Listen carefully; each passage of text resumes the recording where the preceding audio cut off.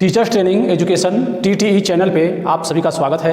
एक बार पुनः मैं आपको सीखने के प्रकार के विषय में बताने जा रहा हूँ। ओसुबेल आज की टॉपिक है। ओसुबेल ने सीखने के प्रकार बताए थे 1962 में। इन्होंने सीखने के प्रकार जो परिभाषाएं हैं, जो डिफिनेशन है, रिसर्च यानी सीखना,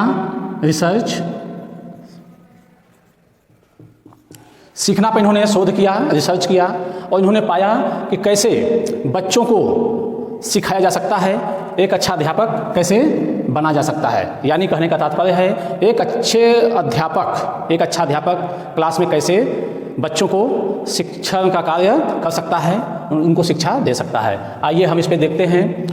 तो ओसुबेल ने 1968 में सीखने के 4 प्रकार बताए। अभिग्रहण सीखना, अन्वेषण सीखना, रटकर सीखना, अर्थपूर्ण सीखना। अभिग्रहण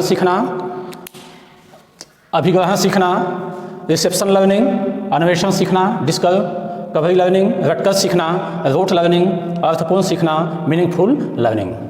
तो आइए हम इसके विषय में जानें कि अभिग्रहण सीखना क्या होता है। जैसा कि नाम से ही स्पष्ट है, ओसुबेल ने कहा कि शिक्षार्थी को सीखने वाली सामग्री बोलकर या लिखकर दे दी जाती है। क्लास में अध्यापक क्या करता है, कोई भी सामग्री क्या होता है, बच्चा जिस क्लास में होता है, जिस वर्ग में होता है, वर्ग से तात्पर्य है क्लास 1 2 3 4 5 6, जैसे जैसे बच्चा क्लास में ऊपर एवं जाता है तो उस क्लास से संबंधित है कि बोलकर या लिखकर दे दी जाती है और शिक्षार्थी उन सामग्रियों को आत्मसात कर लेता है। तो एक अध्यापक क्या करता है, सामग्रियों को बोल करके बच्चों को आत्मसात कराता है, याद कराता है और वह क्या होता है, बच्चा सीखता है, अभिग्रहण करता है। हम बोल करके देते हैं और क्या करता है बच्चा, उसको बाद में बताता है। तो वो क्या हो गया, अभिग्रहण सीखना। रिसेप्शन मतलब पुनः ग्रहण करना, ठीक है ना। अब हम आगे चलते हैं। अन्वेषण सीखना, अन्वेषण से ही तात्पर्य है कि खोज करना, खोजना, ठीक है। डिस्कवरी लर्निंग, डिस्कवरी का मतलब ही हो गया खोज करना, लर्निंग मीन्स सीखना या अधिगम करना। तो इसमें क्या है, इसमें शिक्षार्थी को दी गई सामग्रियों में से नया संप्रत्यय बनाने के लिए दिया जाता है। इसमें शिक्षार्थी को क्या किया जाता है, दी गई सामग्रियों में से नया संप्रत्यय यानी नया कंसेप्ट जोड़ने के लिए किया जाता है। जैसे भारत देश, एग्जाम्पल है, भारत देश स्वतंत्र हुआ। तो हम क्या करते हैं, इसमें बच्चों को देते हैं कि रिक्त स्थान, ब्लैंक्स लाइन को फिल करने के लिए, तो भारत देश स्वतंत्र हुआ। अब हमने क्या कहा, बच्चों आप लोग इसको फिलअप करिए और हम उसको चेक करते हैं। तो बहुत से बच्चे जो जानते हैं कि भारत देश स्वतंत्र हुआ, तो स्वाभाविक है कि सभी बच्चे जानते हैं। तो कुछ बच्चे नहीं भी जान सकते हैं, कुछ कंसेप्ट को नहीं समझ पाते हैं। कभी कभी ऐसा भी होता है कि बच्चे कंसेप्ट को नहीं समझ पाते हैं। तो उससे क्या होता है, जो जानते हैं बच्चे उसमें भरेंगे 1947। अब कोई भारत देश 15 अगस्त भी लिख सकता है, कोई यहाँ पे 15 अगस्त भी कर सकता है।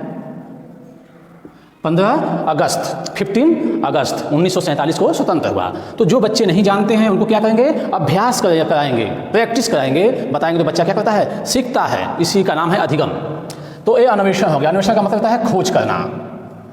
अब नेक्स्ट टॉपिक है, ये भी हो गया आपका रटकर सीखना। ओसुबेल का कहना है कि बहुत से बच्चे क्या करते हैं, रटकर सीखते हैं। तो जिसमें सामग्रियों के साथ साहचर्य शब्दंशः तथा मनमाने ढंग से बिना समझे लिखता है। यानी कहने का तात्पर्य है कि बच्चा साहचर्य एसोसिएशन कर लेता है। जैसे पहले के शब्दों को, पूर्व के शब्दों को आगे के शब्दों में ऐड करके क्या करता है, जोड़ करके वह लिखता है। उसको हम बोलते हैं रटकर सीखना। अब अगली पॉइंट है अर्थपूर्ण सीखना, मीनिंगफुल लर्निंग। तो ओसुबेल के अनुसार इस तरह का सीखना शिक्षा के लिए विशेष महत्व रखता है। शिक्षकों ने इस तरह के सीखना पर विशेष बल दिया है, क्योंकि अर्थपूर्ण सीखना वैसे सीखना को कहा जाता है जिसमें छात्र पूर्व ज्ञान को नए ज्ञान से जोड़ देता है। इसमें अध्यापक क्या करता है, बच्चों को मोटिवेट करता है। अर्थपूर्ण सीखना कैसे होता है उसको बताता है कि अर्थपूर्ण सीखना वैसे सीखना को कहा जाता है जिसमें छात्र पूर्व ज्ञान को नए ज्ञान में क्या करता है, जोड़ देता है, ठीक है। और इसको हम बोलते हैं अर्थपूर्ण सीखना। हम आशा करते हैं कि आपको अच्छे ढंग से समझ में आया होगा। फिर हम नेक्स्ट वीडियो में आपसे मिलते हैं।